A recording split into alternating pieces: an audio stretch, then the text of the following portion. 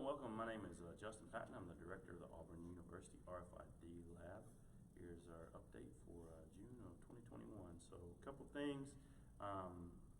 Retail expansions has been growing very quickly these past few months, especially with people coming out of COVID. I just saw some of the retail numbers this morning. They're looking real good just in terms of overall market growth when people get back in the stores. I think what's COVID's highlighted is what we've been saying all along. We got real inventory accuracy problems across everywhere. So the phone has been ringing off the hook, literally. I've heard from retailers from everything from food to apparel to electronics to home goods to you name it. Somebody's trying to put an RFID tag on it right now, which is good. So it is a very fast expansion time for us as an industry. And with that's coming expansion in the ARC program. I know it's one of the biggest questions we have right now is how are we using the ARC? How many categories do we have? How many retailers are we reaching across? And it's grown quickly. We're seeing a lot of new submissions. The ARC Quality Manufacturing Program has really spooled up quite a bit. So we got several companies in program on the quality manufacturing side.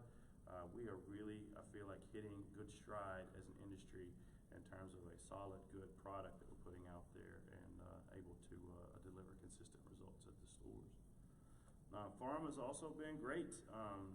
Clearly there's a lot of things happening in healthcare at the moment, but again, that industry is moving towards tracking medications mainly in hospital pharmacies, not so much the consumer grade stuff, but inventory control and inventory accuracy are very important, especially when people get in a hurry and they start moving things around, so on and so forth. So lots of growth in that space as well.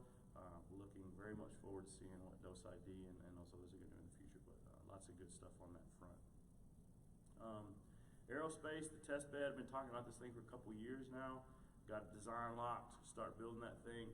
It's good news. So hopefully very soon I'll be able to show you actual construction and happening, less than just some of the design on photos and things like that.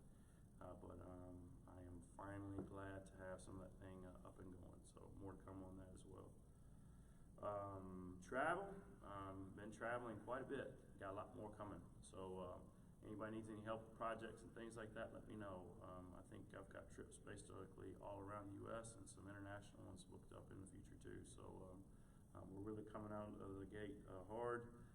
There's a lot of projects that need to be tended to, especially from a physical presence perspective. There's only so much you can do from a PowerPoint deck and sitting in your home. We're finally able to get out there and start seeing how some of this stuff works. And the reciprocal of that is the lab tour. It's been doing a lot of tours. That's been coming up pretty quickly. Some of it's been kind of traditional tours like we do in the past, which is a onesie twosies. In order to service those tours, we pulled out most of the back half of the lab. We're restructuring a lot of that now. We're redoing the whole lab tour model. So there'll be new demos in there. It's not the same old dock door demos and things that we have in the past. We are also looking at virtual tours. So we have some students that have come on board that are working on designing a virtual lab environment. So we're experimenting with how we can show and demonstrate lab demos from an RFID perspective without having to physically be here, which we had this a little bit earlier during the lockdown, but I think this can be helpful for sharing things a little bit better and more broadly. So lots of cool stuff on that side. And then we're looking at this from what we call a VIP tour, and I'll talk more about this at the board meeting, which we have coming up later this month. But VIP tours are bringing in executive groups from different organizations. I got a couple of these lined up now.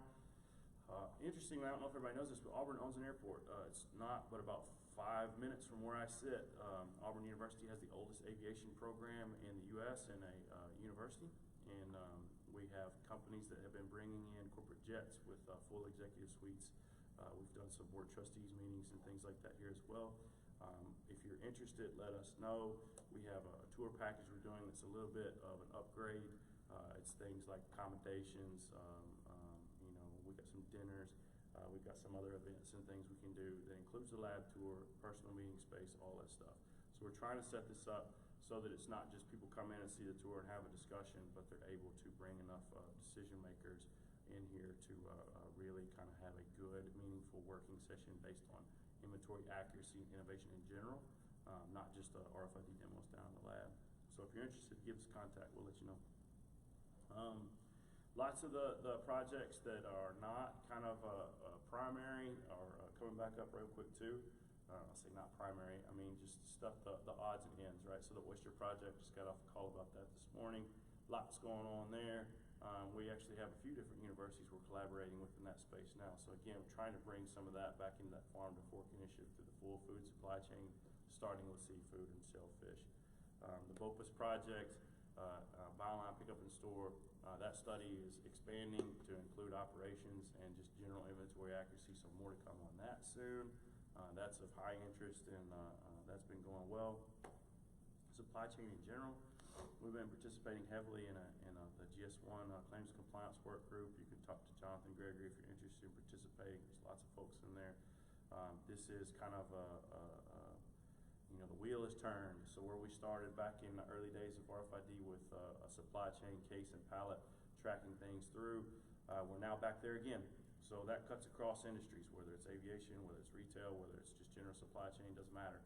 We're trying to get to better control and visibility of what's happening in our warehouses and upstream all the way to our factories, or with international shipping, on our freight carriers, whether it's air or land or whatever. Lots of progress on that front. Everybody's piling into that space. Please join that work group if you're interested in it. Aviation in general, people are back up, they're flying again. If you haven't been to an airport recently, I'm sure you will soon. A lot of that's coming back as well.